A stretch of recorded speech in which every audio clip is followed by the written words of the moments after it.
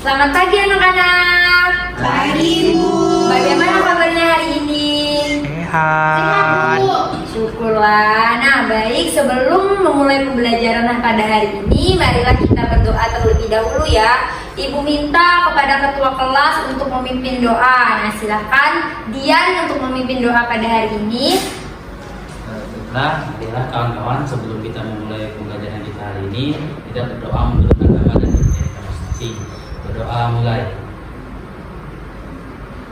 Berdoa selesai. Baik. Nah, anak-anak, apakah hari ini ada yang tidak hadir? Hadir semua, Bu. Bagus, anak-anak ibu semuanya semoga selalu sehat ya. Jaga kesehatan, rajin mencuci tangan karena sekarang sedang dalam musim penyakit anak-anak. Nah, sekarang coba kalian siapkan buku, pensil, pulpen dan segala kelengkapan alat tulis kalian di atas meja semuanya. Sudah? Sudah, Bu. Sudah siap belajar semua? Sudah, Bu. Nah, untuk meningkatkan semangat kalian, Ibu punya tepuk semangat nih. Misalnya seperti ini ya. Tepuk semangat. Semangat. Semangat. Kita coba sama-sama ya anak-anak. Tepuk semangat. Semangat. Semangat. Nah, sebelum memulai pembelajaran kita hari ini, marilah kita menyanyikan lagu Indonesia Raya terlebih dahulu. Ibu minta anak-anak semuanya berdiri ya dan mengambil sikap tegak. Hiduplah Indonesia Raya, Indonesia tanah airku, tanah tumpah darahku. Di sanalah Aku berdiri, jadi pandu ibuku. Indonesia kebangsaanku, bangsa dan tanah airku. Marilah kita berseru, Indonesia bersatu. Hiduplah tanahku, hiduplah negeriku, bangsaku, rakyatku semuanya. Bangunlah jiwanya, bangunlah badannya untuk Indonesia Raya. Indonesia Raya, merdeka, merdeka, tanahku, negeriku yang ku cinta. Indonesia Raya, merdeka, merdeka, hiduplah Indonesia Raya. Indonesia Raya, merdeka, merdeka, tanahku, negeriku yang ku cinta. Indonesia Raya, merdeka, merdeka, hiduplah Indonesia Raya. Baik anak-anak, dipersilakan untuk duduk kembali. Nah, adapun kita hari ini akan belajar tema 4, sehat itu penting. Subtema 2, gangguan kesehatan pada organ pencernaan, organ peredaran darah. Pembelajaran 3. Adapun tujuan pembelajaran kita hari ini yaitu 1. Dengan kegiatan mengidentifikasi, siswa dapat menjelaskan pengertian pantun dengan benar. 2. Dengan kegiatan mengidentifikasi, siswa dapat menyebutkan ciri-ciri pantun dengan benar. 3. Dengan kegiatan mengamati, siswa dapat menjelaskan amanat pantun dengan benar. 4. Dengan kegiatan berkreasi membuat pantun, siswa dapat mempresentasikan karya pantun di depan kelas dengan benar. 5. Dengan kegiatan membaca, siswa dapat mengidentifikasi interaksi manusia dengan lingkungan secara tepat. 6. Dengan kegiatan mengamati, siswa dapat menyebutkan aktivitas masyarakat yang berkaitan dengan pembangunan sosial budaya secara tepat. 7. Dengan kegiatan mengamati, siswa dapat membuat laporan observasi di lingkungan sekitar tentang aktivitas masyarakat sekitar dalam upaya pembangunan sosial budaya Indonesia secara terperinci. 8. Dengan kegiatan membaca, siswa dapat menyebutkan kewajiban umat beragama dalam kehidupan sehari-hari. 9. Melalui penjelasan guru, Siswa dapat memberi contoh sikap tanggung jawab dalam memenuhi kewajiban dan hak sebagai warga negara dalam kehidupan sehari-hari. 10. Dengan kegiatan mengidentifikasi, siswa dapat menyebutkan tanggung jawab sebagai warga masyarakat dalam kehidupan sehari-hari dengan tepat. 11. Dengan membaca, siswa dapat menyajikan tata cara pelaksanaan pengambilan keputusan sebagai wujud tanggung jawab sebagai warga masyarakat secara rinci. Nah, apakah kalian masih ingat minggu lalu kita sudah belajar tentang karya sastra? Ada berapa jenis karya sastra? Nah, coba sebutkan ada apa saja? Itu Bu, ada pantun. Ya, benar. Puisi. Ya, puisi. Apalagi? Cerpen. Iya, cerpen. Nah, sekarang karena kita sudah belajar, minggu lalu kita sudah belajar tentang karya sastra, pada pembelajaran kali ini kita akan belajar tentang pantun. Apa saja yang akan kita pelajari dari pantun? Yaitu ada pengertian pantun, ciri-ciri pantun, amanat pantun, dan kita akan belajar cara membuat pantun. Kemudian kita juga akan belajar tentang interaksi manusia dan lingkungan serta tanggung jawab sebagai warga masyarakat. Nah, anak-anak, sebelumnya apa kalian tahu apa itu pantun? Belum. Baik, nah pantun adalah bentuk puisi Indonesia atau Melayu yang tiap baitnya terdiri dari 4 baris. Nah, jadi pantun ini termasuk karya sastra lama ya anak-anak, yang di dalamnya memiliki ciri-ciri yaitu bersajak ABAB. Kemudian satu bait terdiri atas 4 baris. Setiap baris terdiri atas 8 sampai 12 suku kata. 2 baris pertama adalah sampiran dan 2 baris berikutnya adalah isi. Nah, jadi di dalam pantun ini ada banyak maknanya. Misalnya ada pantun untuk nasihat atau pantun untuk semangat belajar dan lain-lain. Jadi kita bisa mengambil amanat yang ada di dalam pantun tersebut. Nah, contohnya yaitu ini. Nah, coba Dian baca teks pantun di depan. Yaitu saat malas dan tidak bertenaga, jangan diam seperti baga. Sebaiknya lakukan olahraga agar peredaran darah menjadi lancar. Baik, terima kasih Dian. Tepuk tangan untuk Dian. Nah, dari pantun ini amanat apa yang kita bisa dapatkan? Coba Nanda sebutkan. Kita harus berolahraga, Bu. Iya, benar sekali. Nah, jadi di dalam pantun tentunya ada amanat, ada isi, ada sampiran, dan lain-lain. Nah, Maisi coba sebutkan yang mana yang merupakan sampiran. Yang itu, Bu, yang atasnya, Bu. Iya, yang atasnya coba sebutkan. Itu, Bu, bait saat malas dan tak bertenaga, jangan diam seperti pagar. Iya, benar sekali. Tepuk tangan untuk Maisi. Selanjutnya coba Henzi sebutkan yang mana bagian isi.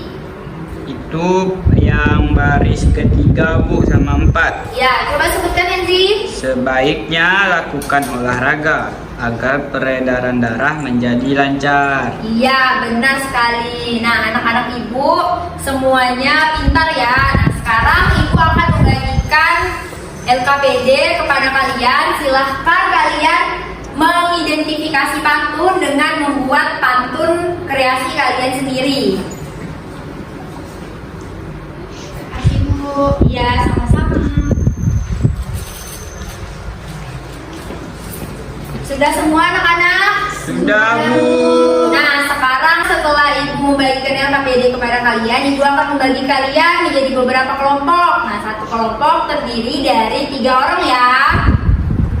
Baik, sekarang silakan kerjakan tugasnya. Sudah semua? Sudah, Bu.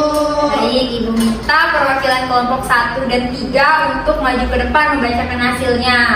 Coba Maisi dan Henzi sebagai perwakilan kelompok, silahkan. Baik, Bu.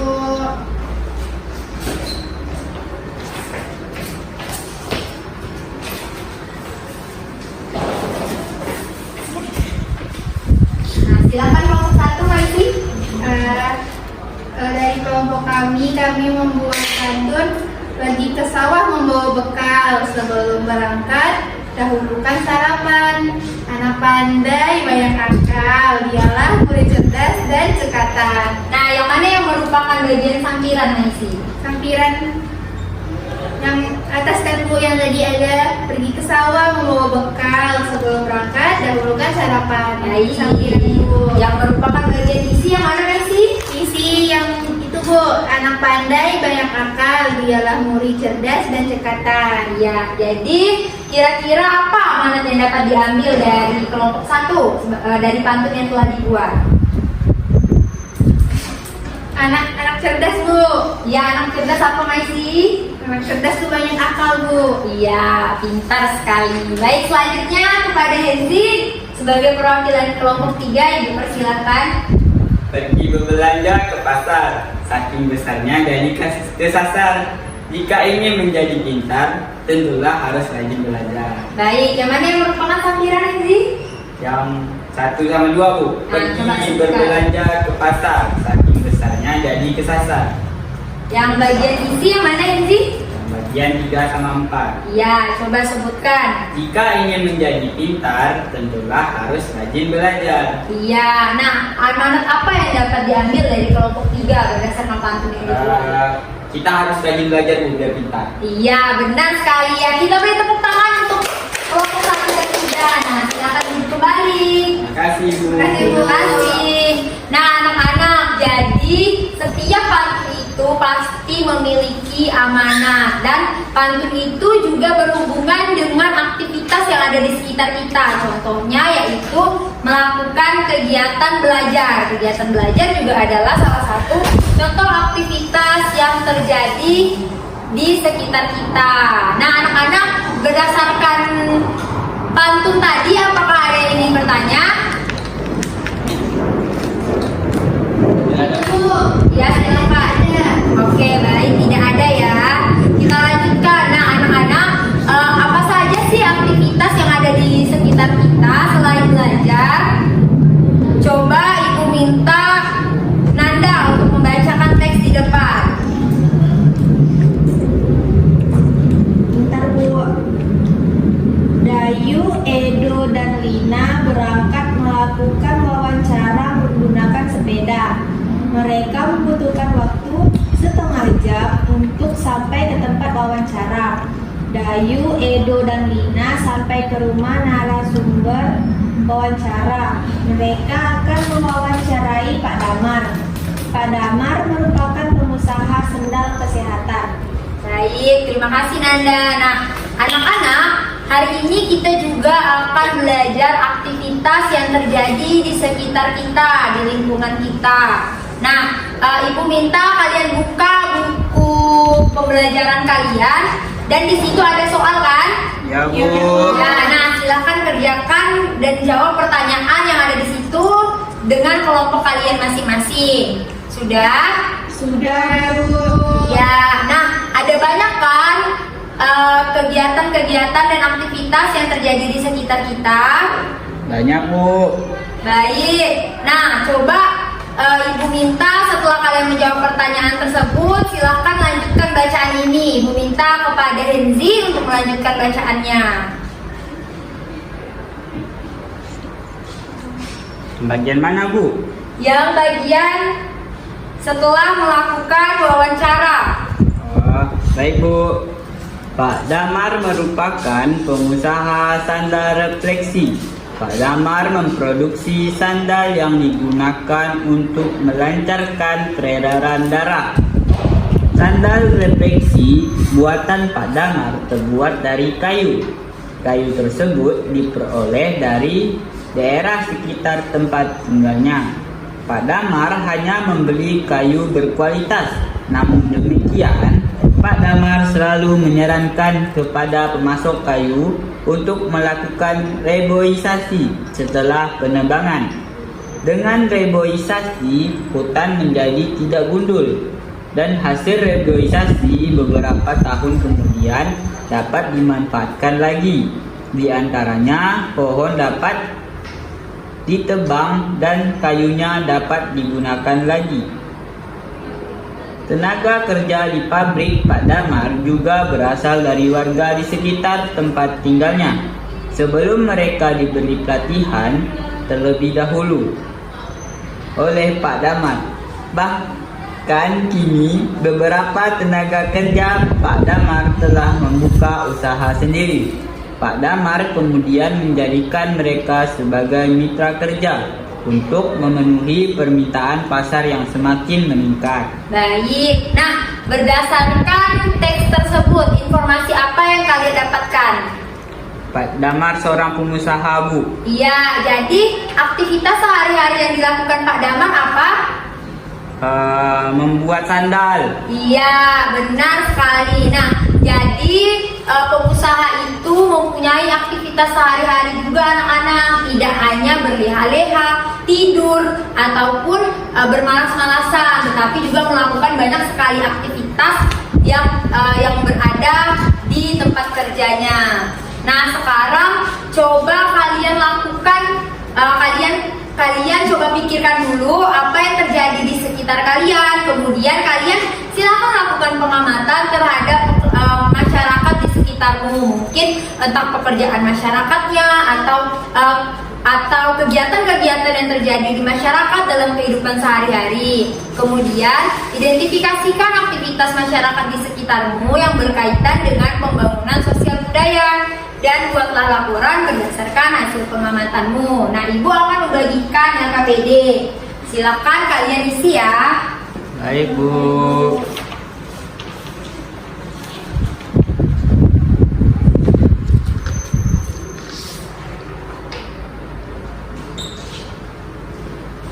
Baik, anak-anak sudah semua? Sudah, Bu. Nah, karena kalian berkelompok lagi, sekarang Ibu minta perwakilan kelompok 2 dan kelompok 4 untuk maju ke depan. Ibu minta kepada Nanda dan Dian, silakan maju ke depan menyampaikan apa saja kegiatan-kegiatan yang dilakukan masyarakat di sekitar rumahnya.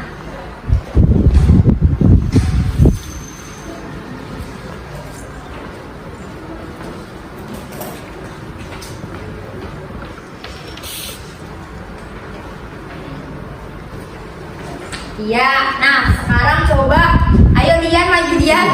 Coba Ibu minta Nanda sebutkan. Di sekitar rumah saya ada yang berdagang, Bu. Iya, berdagang apa itu Nanda? Berdagang buka warung. Ya. Sama berdagang sayur, Bu. Oh iya, benar sekali. Ayo Dian agak ke maju sedikit Dian. Iya, jangan terlalu ujung ya Dian. Kalau di kelompok Dian, apa saja aktivitas yang terjadi? Di sekitaran rumah-rumah kami, Bu, di sekitar itu ada yang berdagang seperti berdagang makanan-makanan sehari-hari ataupun kebutuhan-kebutuhan dapur seperti gula, apalagi mie, sembako, ya itu dan lain-lain. Berarti hanya berdagang ya di sekitaran rumah kalian ya? Iya, Iya, Bu. Bu. Kalau bertani jauh, Bu. Kalau bertani jauh, berarti rumah Dian dan rumah Nanda di kota ya? Iya, Iya, Bu. Bu. Iya, bagus. Berarti lain kali harus juga main-main ke desa ya, supaya bisa melihat pertanian itu seperti apa. Iya, Bu. Baik, Ya, Bu. baik. Terima kasih, kita beri tepuk tangan untuk teman-teman kita. Nah, anak-anak, salah satu kegiatan yang bisa kalian lakukan untuk yang berada di sekitar kalian itu adalah melakukan pemilihan ketua RT. Nah, mungkin untuk anak-anak kan belum umur 17 tahun nih, jadi belum bisa kan melakukan pemilihan ketua RT. Belum, Bu. Belum. Namun kita juga harus tahu bagaimana sih persiapan pemilihan ketua RT atau RW itu. Coba Maisi bacakan. Tunggu ya, Bu. Iya. Yang persiapan pemilihan RT dan RW nih ya, Bu. Iya. Sore itu dusun tempat Dayu tinggal akan mengadakan pemilihan ketua RT. Sebelum acara dimulai, Dayu membantu untuk mempersiapkan tempat pemilihan. Dayu membantu memberi alas di setiap meja. Dayu menyapu lantai ruangan tempat pemilihan. Dayu juga membantu mempersiapkan makanan dan minuman untuk panitia pemilihan. Baik, terima kasih. Nah, sekarang selanjutnya pemilihan RT dan RW? Ketua RW dipilih oleh seluruh masyarakat pada lingkungan terkait yang sudah mendapatkan hak pilih. Pemilihan ketua RW dilakukan di balai warga. Dayu mengamati jalannya pemilihan ketua RW. Dayu menulis laporan singkat mengenai pemilihan ketua RW. Berikut laporan singkat dibuat oleh Dayu. Sebagai warga masyarakat, kita bertanggung jawab untuk mengamati pelaksanaan pengambilan keputusan, baik dalam pemilihan ketua RT, ketua RW, maupun kepala desa. Kita harus mengamatinya. Selain itu, masyarakat juga dapat mengamati berbagai keputusan yang dikeluarkan oleh ketua RT, ketua RW, dan kepala desa. Pengambilan keputusan bersama dapat dilakukan melalui musyawarah untuk mufakat. Namun demikian, apabila tidak mencapai mufakat dapat dilakukan voting.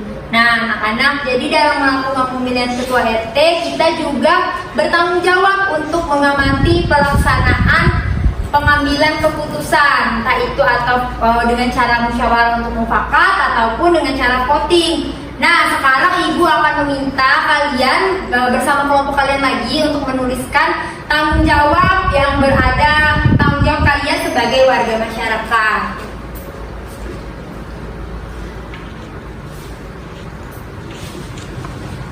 Ya, sudah semua anak-anak? Sudah. Bu. Nah, sekarang coba kalian kumpulkan masing-masing kelompok ke depan mengumpulkan hasil kerjanya. Dipersilahkan.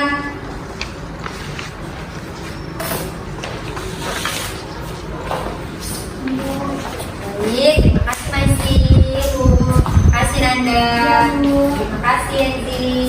Nah, anak-anak, kita sudah belajar tentang bagaimana cara bertanggung jawab sebagai warga masyarakat di lingkungan kita sehari-hari. Dan kalian juga sudah berdiskusi. Nah, sekarang Ibu akan memberikan kalian tes penilaian hasil belajar.